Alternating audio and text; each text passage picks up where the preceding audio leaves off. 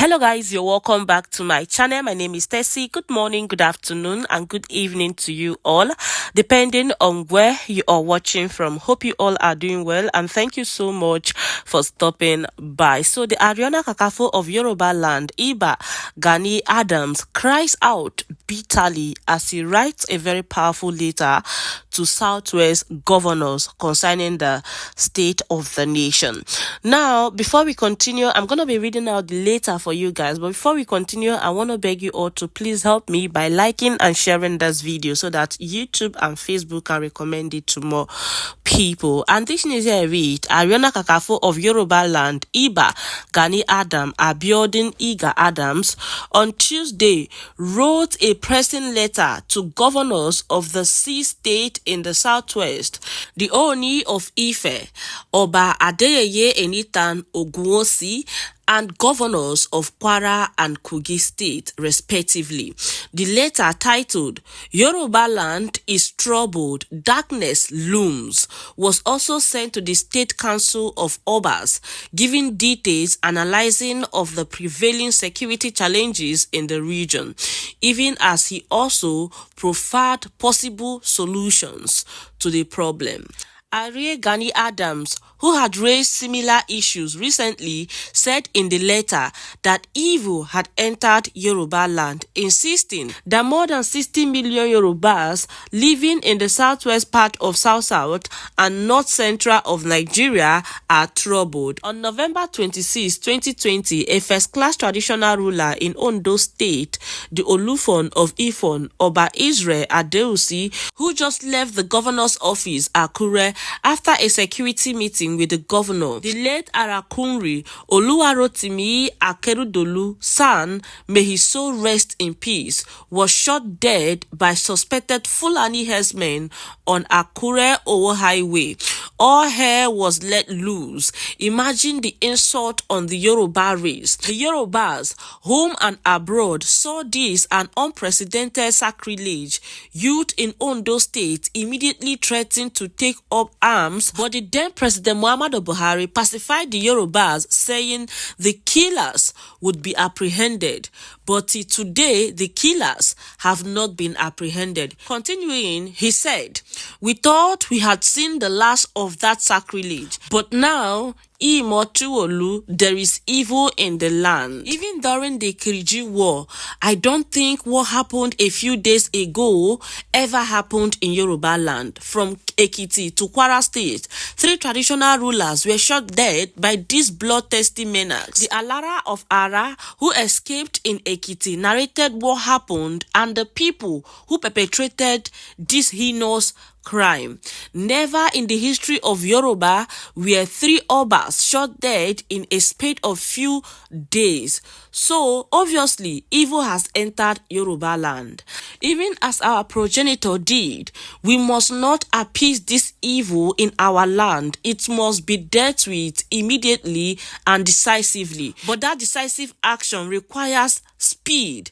The evil gradually creeping into Yoruba land is a monster which must be fought with all powers at our disposal. This scourge of foreign banditry is similar to the scourge-edge policy of the Führer Adolf Hitler during the Second World War, an intentional course of military and paramilitary action that was drastic, maximum, and ruinous. While urging the governors and other stakeholders to act fast on the present danger, he stated further that the clear and present danger is to behave as if this Hydra-headed monsters is not already constituting a problem. The matter is so serious now that some Yorubas are being abducted on highway. If our people are afraid of going to their farms and traveling on the highway, danger looms. Due to the fact that this cancer was not given an urgent and decisive operation when it started, it is now spreading like wildfire because the perpetrators get high financial returns with less risk, unlike armed robbery, which involves a lot of risk and high uncertainty. We have a situation on our hands now in which if an intending victim escapes, the kidnappers will go for the wife. If she escapes, they will go for the children. Since nobody wants to lose a loved ones, family members look for money by all means to pay these evildoers. And the vicious circle continues. Aside making money from this evil venture, these killers and their sponsors want to destroy the economy of Yoruba land.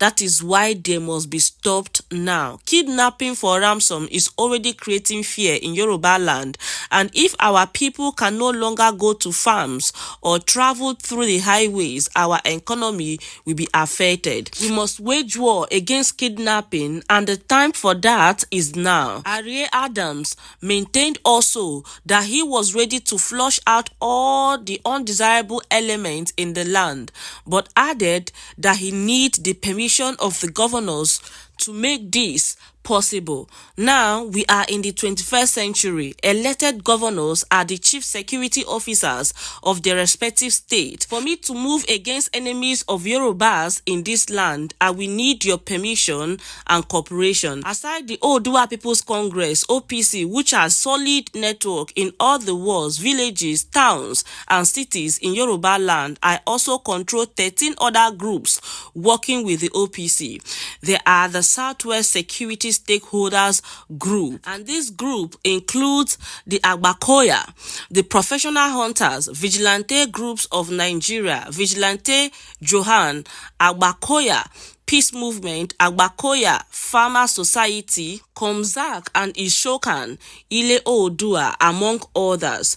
We already have the troops and logistics to flush out undesirable elements in the land, but for this war to be fought effectively, it is no doubt that coordination is central. And as the Ariona Kakafo of Yoruba land, I have my strategy and I am ready to give you my maximum support. As the chief security officer of your state, I can assure you that within 6 months, insecurity will reduce drastically across Southwest. This is not the time to be lazing with some groups in isolation. Majority of them are members of Southwest Security Stakeholders Group, and they are under my leadership as the convener of the group and as the Ariona Kakafo of Yoruba land to wage this battle against the murderers. Gani Adams, however, sought to have an urgent meeting with the governors on the security threat he said was to our collective existence. All right, my people, and that is it for you all.